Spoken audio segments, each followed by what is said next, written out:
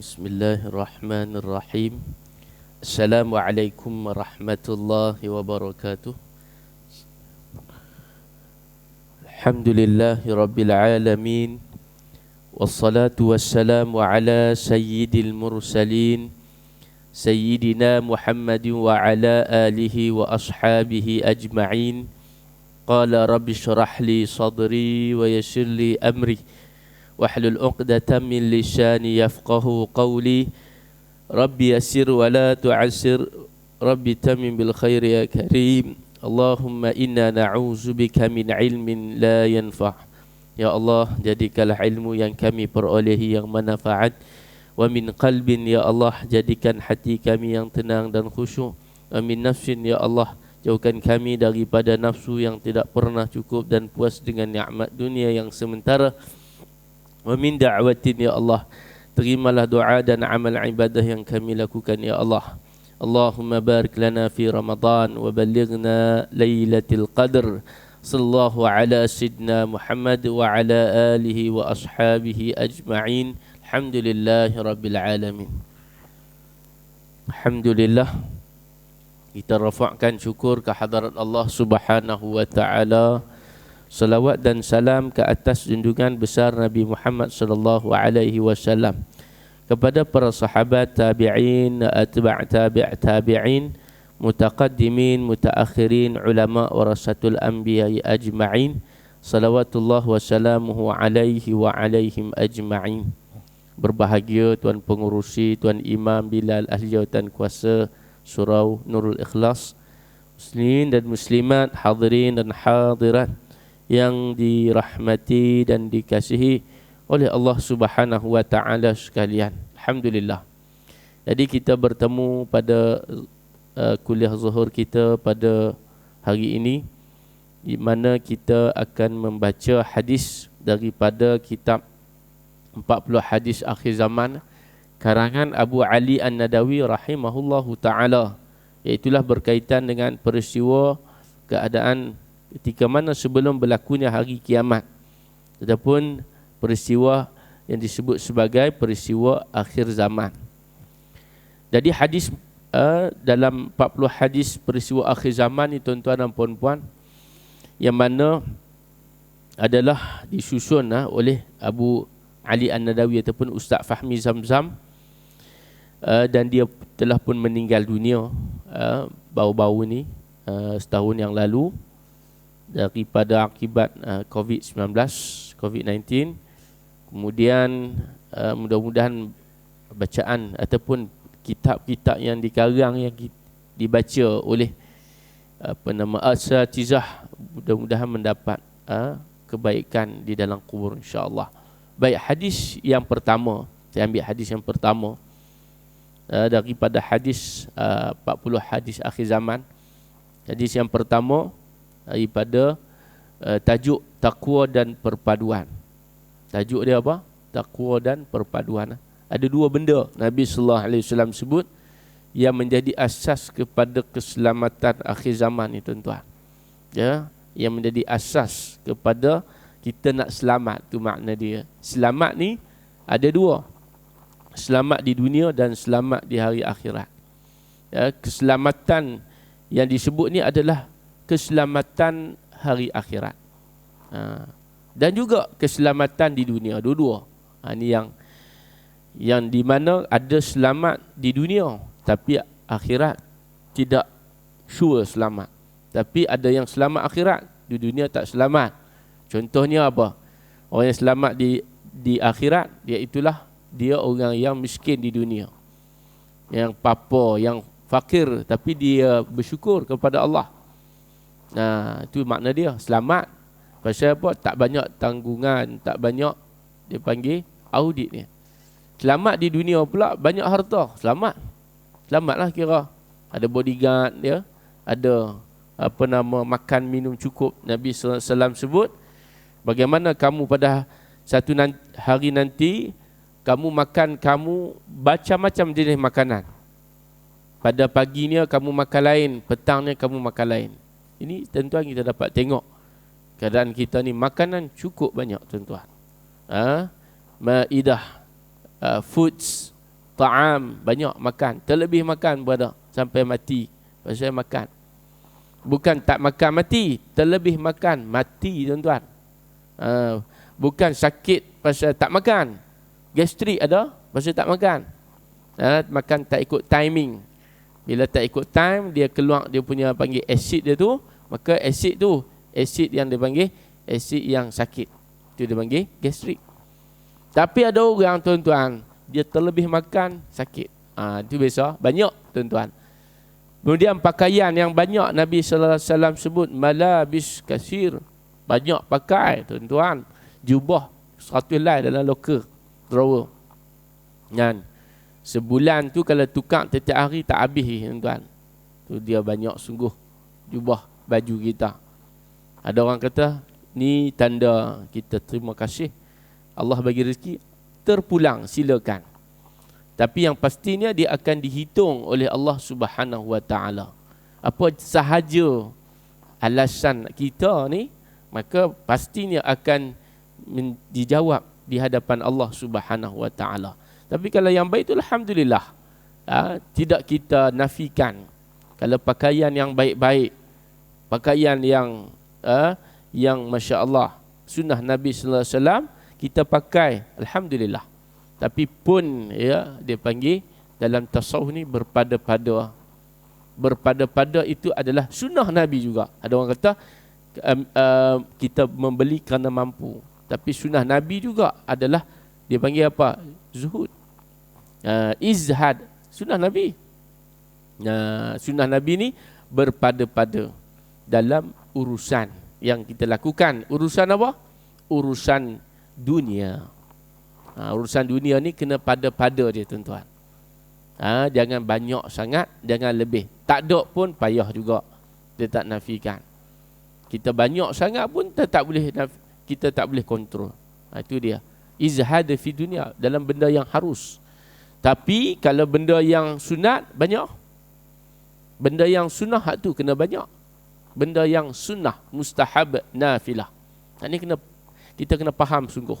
Ada orang dia tak faham apa benda buat baik berpada-pada. Cukuplah semayang, cukuplah tak. Semayang yang wajib, yang sunat buat. Kan? Hak sunat kita tambah. Cukup banyak tuan-tuan sunat ni. Itu yang dia panggil mendekatkan diri kepada Allah Subhanahu Wa Taala.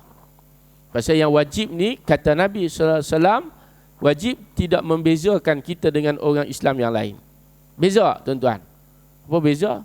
Tak ada beza pun. Kita dengan orang lain tak ada beza dengan Allah Ta'ala. Tapi yang membezakan kita ni, perbezaan yang bukannya perbezaan yang untuk dibanggakan, tapi perbezaan untuk kita melebihkan. Fastabiqul khairat. Untuk kita nak mendekatkan diri kepada Allah. Berebut nak dekat dengan Allah Ta'ala ni tuan-tuan. Ini Allah Ta'ala suka. Berebut nak dekat dengan Allah Ta'ala ni, fastabiqul khairat. Yang tu yang kena lebih. Itulah sunnah. Sampai bengkak kaki, sampai tak ada benda apa lagi tinggal. Sedekah punya banyaknya sedekah. Baca Quran sampai tak ada masa nak tidur.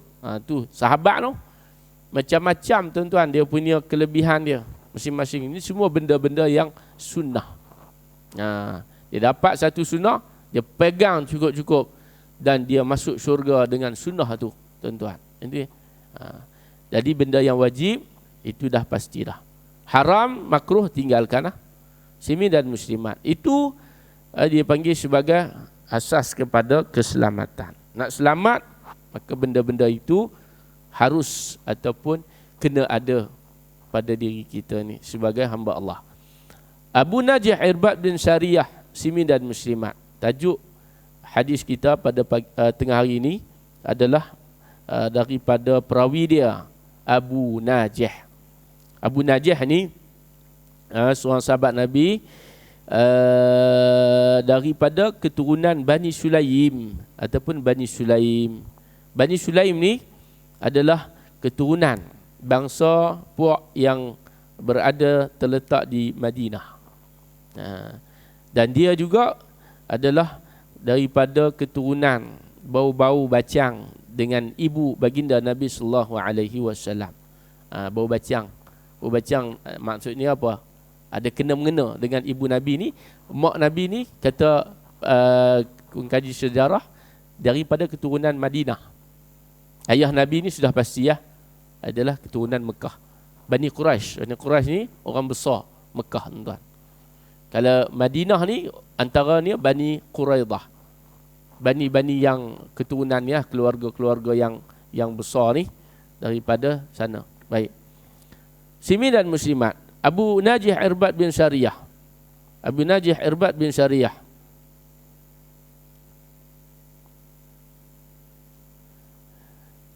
Abu Najih Irbad bin Sariyah dia berkata, satu hari, itulah hadis ni tuan-tuan, dia bermula dengan apa?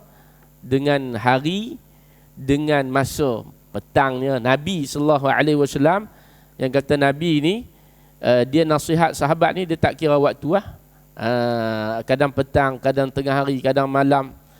Kata Abi Najih Irbad bin Sariyah, telah menasihati kami nasihat. Dia kata nasihat ni untuk apa? Untuk kebaikan. Nasihat ni daripada siapa? Nasihat ni daripada Allah Ta'ala sebenarnya. Itu ad-dinun nasihah. Hidup ni kena nasihat. Ad-din, apa makna ad-din? Hidup. Inna ad-dina indallahil Islam. Hidup-hidup ni yang Allah Ta'ala terima, yang Allah Ta'ala approve, yang Allah Ta'ala ambil sebagai ibadat ni adalah Islam. Wa may yabtaghi ghairal islami dina. Siapa yang ambil selain pada Islam, hang buat baiklah macam mana pun. Hang buat baik, duduk di gereja, sembah tok kong, baik tak kacau orang. Pada pandangan dia, baik. Dia tak kacau orang. Kan? Dia cara pakai tudung dia, tapi bukan Islam. Tak diterima, tuan-tuan. Rugi tak? Tuan-tuan, rugi. Ya? Seolah macam orang melabur, tuan-tuan. Invest, tapi tak ada untung pun. Seronok ada orang seronok main saham. Seronok ustaz main-main lah. Ada orang buat betul-betul sampai beli kereta Lamborghini. Kita cerita pasal dunia sikit lah, tuan-tuan, lara. Tapi makna gitu lah. Dia sungguh-sungguh. Jadi sungguh-sungguh tu, man jadda wajada, maka seharusnya kena pada jalan yang betul, jalan yang benar, jalan Islam. Sedekahlah macam mana pun, cuci dia sedekah 1 bilion, tak dikira sedekah.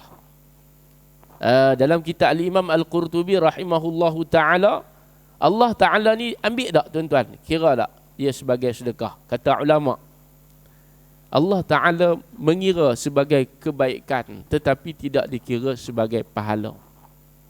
Bila Allah Ta'ala akan bayar kepada orang kafir kebaikan yang dia buat atas dunia lagi, itu orang kafir ni kaya. Orang kafir ni mati dia senang. Allah Ta'ala sempurnakan kebaikan dia yang dia buat tu, tetapi tidak ditinggalkan satu pun zarah kebaikan.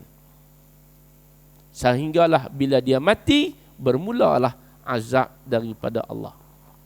Tak ada tinggal baik. Semua Allah Ta'ala balah perhabis di dunia.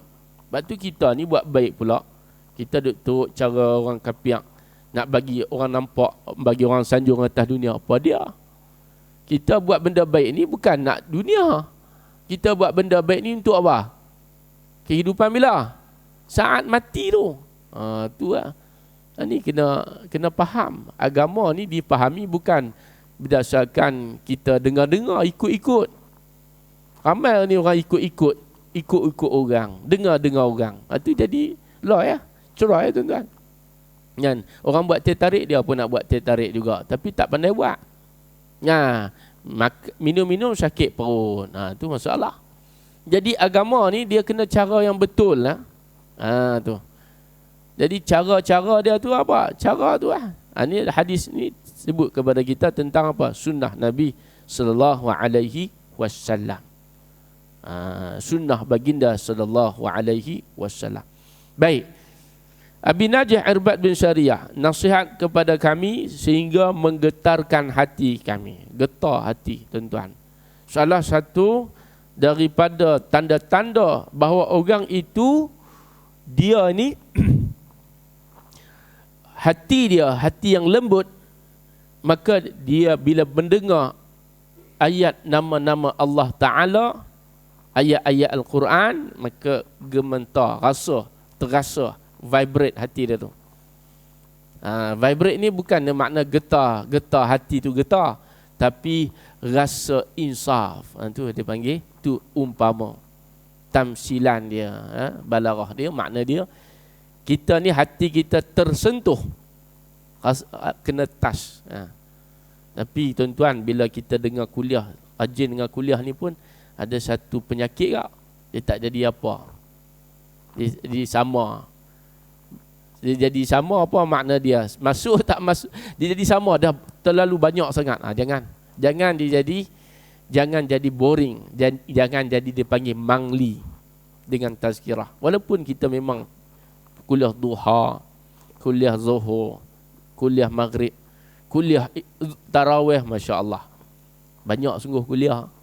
Kan, macam-macam kuliah. Jangan jadi mangli, mala'a, jangan bosan, tuan-tuan. Dengar. Kita dengar tu satu lah, kerana Allah Ta'ala dan untuk mengambil kebaikan. Tu lah. Dapatlah. Dan kita kena yakin setiap zarah kita buat ni Allah Ta'ala bayar. Faham tak lagi? Allah Ta'ala bayar. Jangan risau tuan. Bak orang nak kata apa, maka jangan kita hiraukan. Kerana pasti Allah Ta'ala akan membalas. Baik.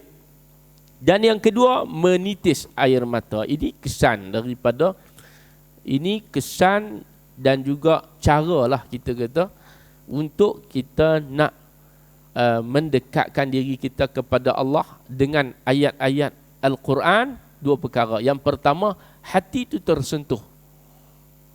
Tanda-tanda orang yang dia itu dekat dengan Allah Subhanahu Wa Taala, yang pertama, hati dia tersentuh dan air mata.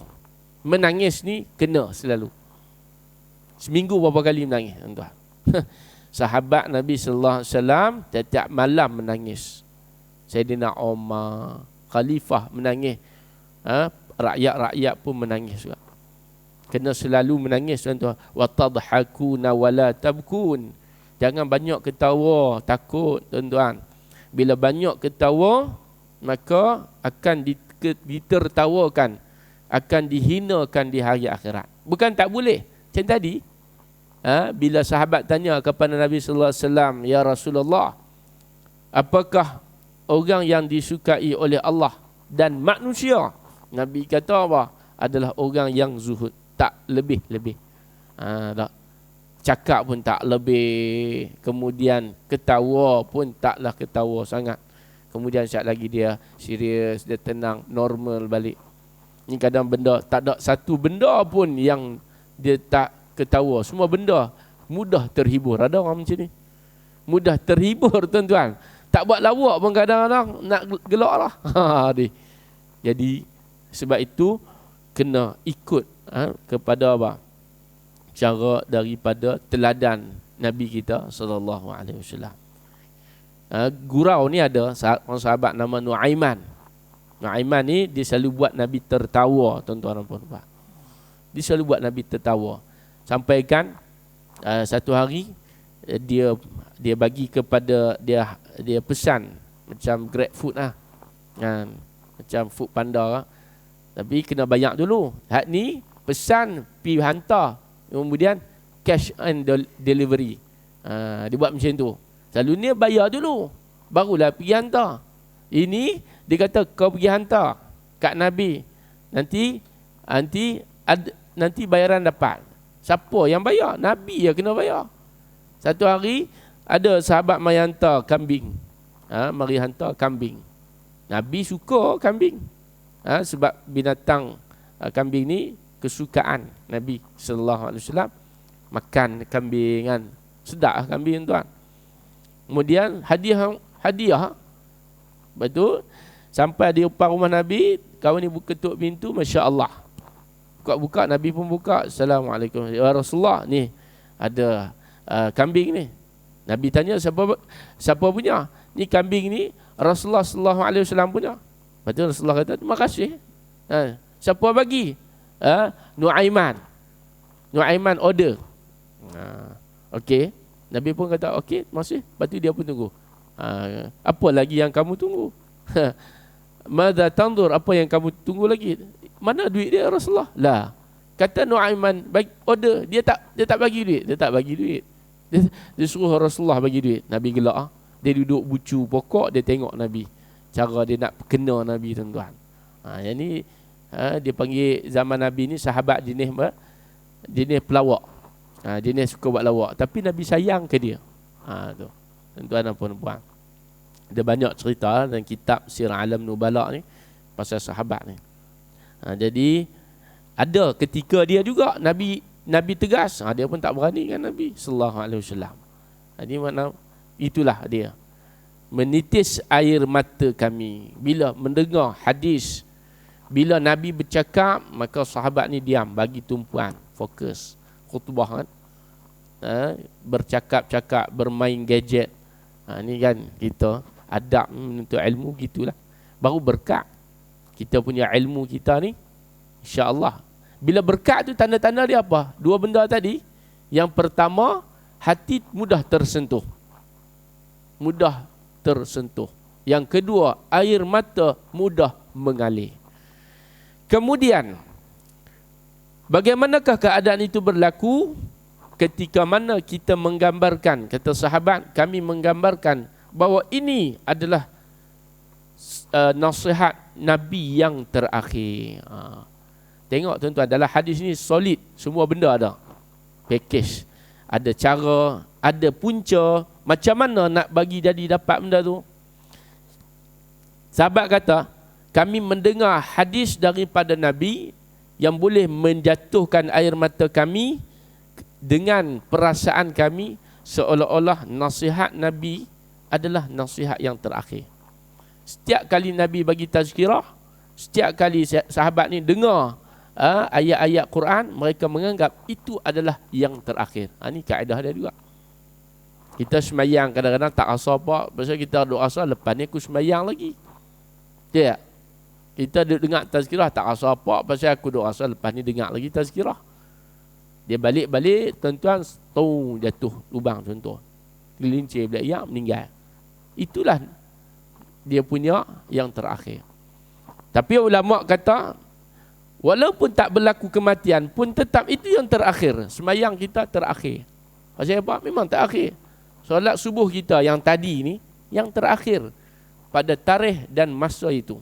Tidak lagi diulang solat yang sama. Esok adalah solat yang terakhir pada esok harinya. Maka setiap solat ibadat ini adalah yang pertama dan yang terakhir. Boleh faham tak tuan-tuan? Maksudnya, kita buat ni bukan nak buat lagi dah. Untuk time ni, Ramadan ni, lepas tu dia kata anda Ramadan terakhir. Bukan anda, memang Ramadan terakhir. 1444, inilah dia. 1445, lain pula. Kita tak dapat dah akan dapat Ramadan yang sama yang macam ni. Betul tak? Faham tak? Tengok senyap, tidur apa? Boleh kira. Mata ke bawah kan. Zo ni pula kan. Jadi Ramadan yang terakhir inilah dia. Salat yang terakhir Zuhur lagi tuan-tuan. Bukan doa, ustaz doa bagi mati tak. Bukan mati. Kena faham molek. Setiap ibadat itu adalah yang terakhir dia. Sebab tu dia panggil kitaban mauquta. Dia ada waktu dia. Tuan-tuan, selamat tinggallah Ramadan kita yang ke-14 hari ni. Yang mana apa? Iaitulah Ramadan yang ke-14 yang terakhir bagi tahun 1444 Hijrah. Tak ada dah. Siapa lagi yang nak solat untuk kita, yang nak puasa untuk kita? Jadi gitu. Itu yang terakhir, perkataan terakhir. Dan Nabi SAW berpesan, baru masuk matan. Tadi itu baru kata-kata sahabat. Jadi makna kata-kata sahabat ni pun adalah merupakan kata-kata yang penuh solid dengan istifadah, dengan mutiara peringatan. Dia kata, lalu baginda pun bersabda sallallahu alaihi wasallam. Aku, kata Nabi, berwasiat. Aku berwasiat, usikum. Nabi menggunakan perkataan ataupun perkataan yang kita fahami dengan wasiat. Wasiat tu makna dia apa? Wasiat ni satu benda yang ditinggalkan oleh orang yang bakal meninggal dunia. Tu dia panggil wasiat, ya. Wasiat ni kita selalu harta. Wasiat ni selalu apa lagi? Hibah. Wasiat apa lagi? Harta. Wasiat pusaka, tanah, geran. Tapi wasiat yang bermanfaat, yang berterusan adalah wasiat agama. Tinggalkan. Sebab tu kita hantar anak sekolah agama, pasal kita nak dia tinggalkan dia dengan apa? Agama. Pasal wa ma min dabatin fil ardi illa 'ala Allahi rizquha. Dabah, binatang, Allah Taala bagi rezeki, jangan risau. Soal hidup di dunia ni tuan-tuan, setiap orang dia pandai untuk dia cari duit. Orang ni dia pandailah cari duit tuan-tuan. Dia tak perlu nak ajak, pandai nak makan. Dia tahu dia lapar, tak lagi dia akan cari makan. Tapi agama tuan-tuan, kita tidak boleh memandai-mandai. Ataupun kita tak boleh orang kita katakan anak aku pandailah nanti dia cari kuliah-kuliah agama. No tuan-tuan. Sebab agama bukan begitu. Kerana sifatnya nafsu itu bertentang dengan agama. Wa ma ubarri'u nafsi innan nafsa la ammaratun bisu. Allah Taala habaqlah. Kerana nafsu ni dia mengajak kepada keburukan. Jadi macam mana dia nak ditiunkan kepada kebaikan? Mestilah dengan tarbiyah. Mesti dengan usaha rabba, iaitulah dengan pengurusan masa. Wal asri, demi masa. Innal insana lafi khusr. Sesungguhnya manusia, kata Allah, berada dalam keadaan yang rugi. Maka nak ditarbiyah tu masa dia, kemudian emosi dia, dalaman dia, kemudian akal dia. Di dalam maqasid syariah ni, Islam meletakkan, ulama sebut ada 5 tujuan kita nak mengurus-urus ni. Yang mana lebih aulawiyat? Yang pertama, hendaklah dengan menguruskan di sudut dipanggil agama dulu. Agama nombor 1 tuan-tuan. Kita sembanglah bab apa pun, ya, bab teknologi, kita sembang bab peradaban, kemajuan, sembang bab kehidupan, maka yang paling utama adalah al-Islam ataupun ad-din, agama. Agama cantik, bangkit pagi agama, kita bangkit agama, tidur agama, kerja agama. Kerja agama ni bukan kerja ngajar dia. Makna apa pekerjaan kita, agama kata benda itu adalah benda yang boleh, benda yang diharuskan, benda yang sepatutnya, maka buat. Kemudian apabila agama selesai, maka Allah Ta'ala akan menguruskan kita. Satu ulama kata hifdzuddin, yang kedua hifdzun nafs, menjaga diri. Diri kita ni akan dijaga oleh Allah Ta'ala apabila kita menjaga agama. Sebab tu hadis Nabi sallallahu alaihi wasallam sebut apa? Ihfazillah. Kamu jaga Allah, Allah jaga kamu. Nampak? Tu maksud dia apa? Jaga agama, Allah jaga kamu. Sebab atas dunia ni tuan-tuan, Nabi sallallahu alaihi wasallam sebut, apa benda pun, apa yang kita buat pun, perkara tidak akan disia-siakan oleh Allah Ta'ala. Afahasibtum annama khalaqnakum abasa. Adakah kamu mengira perbuatan ataupun qada' Allah Ta'ala itu adalah merupakan sesuatu yang sia-sia? Bukan sia-sia tuan-tuan. Wa ilaina turja'un, kamu akan dikembalikan kepada Allah Ta'ala. Maka satu hari kita kembali. Dan Allah Ta'ala itu dia tidak memungkiri janji. Jadi tuan-tuan, yang kedua nafs. Kemudian menjaga diri, menjaga nafsu. Boleh jaga nafsu, boleh kawal nafsu, alhamdulillah. 2 perkara penting. Dapat jaga akal, ya. Sebab tu puasa ni tuan-tuan, saya tak mau ulang lah. Puasa ni kalau kita tengok balik, pasal apa puasa? Sebenarnya untuk nak menjaga, mengawal nafsu, untuk kita banyakkan pertimbangan akal kita. Kerana puasa ni tuan-tuan dan puan-puan, dia adalah untuk nak mengawal nafsu. Makan tu satu benda. Nafsu tu tuan-tuan nak dijaga. Kontrol nafsu tu dengan makan. Kita nak kemaskan, kita nak banyak asah akal kita, fikiran kita dengan puasa. Sebab tu bila orang tak makan ni, apa yang dia buat? Dia buat banyak benda. Dia boleh baca buku, dia boleh baca Quran, kan? Tapi yang kata bulan puasa ni, tidur pun pahala, ibadat. Kan? Tidur pun ibadat, tapi jangan tidur lah.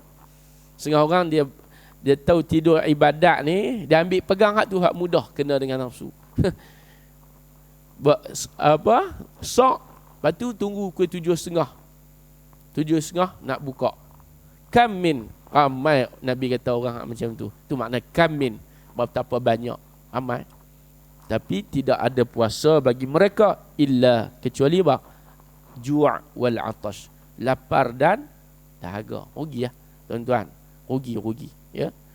Maka jangan banyak sangat kita membuang masa dengan sahaja, dia panggil, bersahaja. Rebutlah peluang. Imam Qurtubi rahimahullahu ta'ala sebut, umur 40 tahun kita kena cucuk tanam. Dia letak umur 40 tahun ni pasal apa?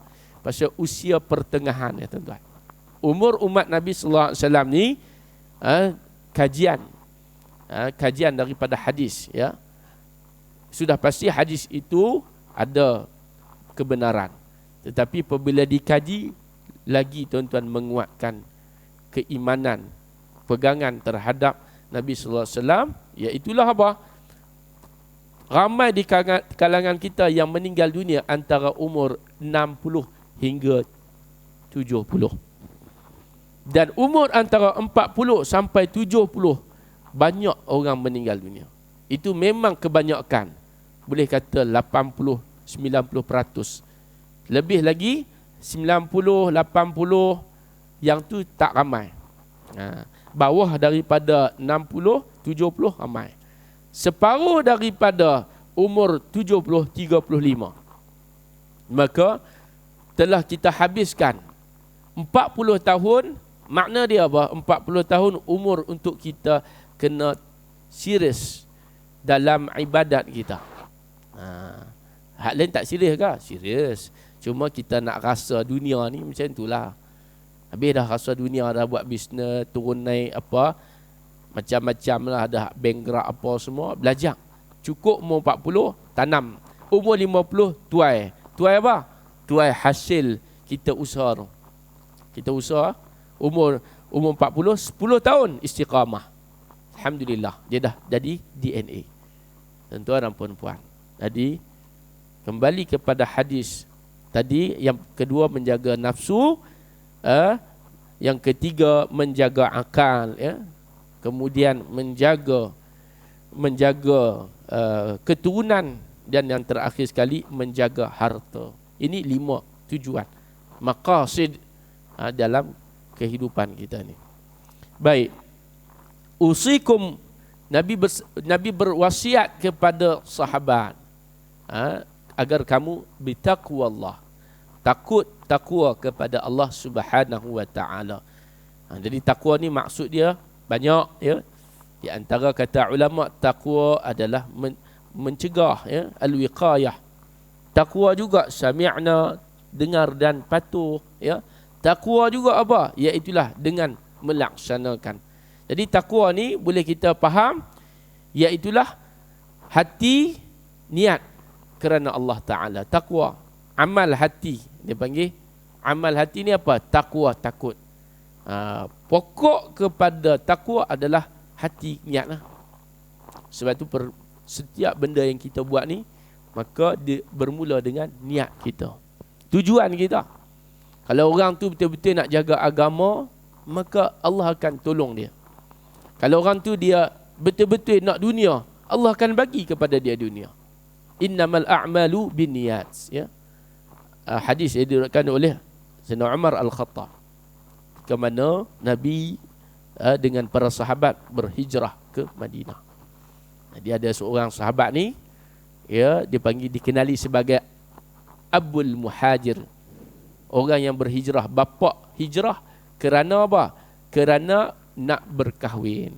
Jadi Nabi SAW sebut ramai-ramai kan, innamal a'malu binniyat, niat, tujuan, intention yang banyak. Lepas tu guna perkataan jamak, banyak, mencapah. Niat kita ni banyak tuan-tuan. Tak. Kemudian wa innama, sesungguhnya apa yang dia niat maka dia akan menawa. Wa innama, apa yang dia nawa, niat, maka dia akan dapat. Allah bagi tuan-tuan. Dan kalau orang itu berhijrah kerana Allah dan Rasulnya, maka dia akan dapatlah Allah dan Rasulnya. Kita ni sayang Allah, Allah akan bagi kepada kita rasa sayang. Kita ni nak agama, Allah akan bagi tuan-tuan. Tapi kena apa? Kena hijrah, kena usaha. Dalam ayat lain dia kata hijrah tu makna kena perubahan. Sebab tu dalam mendefinisikan perkataan takwa ni, ulama membahagikan kepada 3. Yang pertama iaitulah takwa bermula dengan hati. Yang kedua takwa dengan lisan. Takwa cakap baik tuan-tuan. Ada setengah orang tu dia pakaian dia baik tapi cakap dia tak baik. Dia tak cukup takwa, tak cukup iman tuan-tuan. Iman dia tak sempurna. Dia sempurna iman ketiga-tiga benda ni. 3 tak dalam kepala kita ni, 3 benda: hati, perkataan, perbuatan. Dan ketiga-tiga inilah yang kita akan dapat balik nanti. Al-yawma nakhtimu ala afwahihim wa tukallimuna aydihim.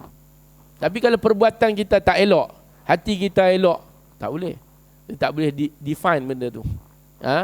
Ada orang hati dia tak elok, perbuatan dia elok pun tak boleh juga. Dia kena elok belaka 2 benda, niat dan perbuatan. Jadi itulah bertepatan dengan ta'rif al-iman.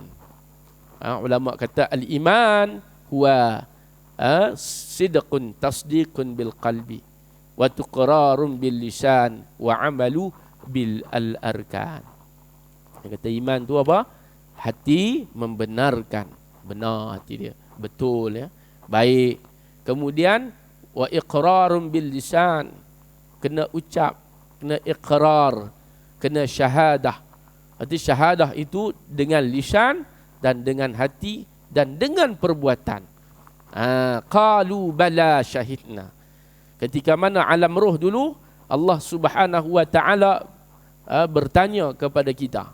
Qalu, mereka menjawab, kita jawab, bala syahidna, bahkan kami ni bersaksi. Bersaksi apa? Tentang kebesaran Allah. Kami bersaksi Allah Ta'ala Tuhan kami. Tapi bila dia terbit atas dunia, ni mak ayah dia, kok ni, dia pun ikutlah kawan dia, dia ikutlah sekitaran dia, akhirnya jadi begitu. Itu dia panggil tuan-tuan takwa. Sebab tu Nabi SAW ni membina sahabat ni dengan apa? Dengan lingkungan. Duduk dalam jamaah, dalam sekitaran, environment. Nabi bina masjid tuan-tuan. Kalau kita tengok hijrah, bila Nabi sampai ke Madinah, Nabi ikat unta. Kemudian Nabi salat. Menunjukkan apa? Perjalanan yang jauh itu tidak dirasai kepenatan apabila Allah Ta'ala bersama-sama. Kemudian yang kedua Nabi sallallahu alaihi wasallam sebut, untuk keselamatan yang kedua, nak selamat di dunia dan hari akhirat, maka kena ada perpaduan, bersatu padu ya. Kita kena bersatu padu, ukhuwah, jaga pertalian, hubungan, connection. Kita jaga hubungan dengan jiran, seronok duduk. Kita jaga hubungan dengan keluarga, rumah tangga, harmoni. Sebab tu hadis yang kita baca hari itu, apabila nisfu Sya'ban, Allah Ta'ala turunkan, ada hadis, satu hadis tu Allah Ta'ala turun. Hadis tu tak berapa kuat, tapi kalau kita tengok maksud dia bukan Allah turun, Allah menurunkan. Allah menurunkan apa? Kalau menurunkan ni rahmat lah, datang daripada Allah ni yang baik, maka kebaikan. Allah mengampunkan. Sebab tu malam tu kita baca Yasin, ada semayang, solat sunat, tasbih. Tak ada masalah. Benda sunat buat. Benda yang wajib jangan tinggal. Tuan-tuan dan puan-puan, Allah ampunkan, kata Nabi SAW, semua dosa kecuali 2 dosa. Yang pertama, dosa syirik kepada Allah. Yang kedua, dosa dengan manusia.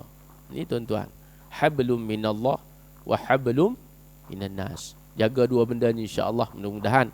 Wa'tasimu bihablillahi jami'a wa la tafarraqu wazkuru ni'matallah. Ingat nikmat yang Allah Subhanahu wa taala bagi kepada kita. Allah bagi nikmat keamanan, alhamdulillah.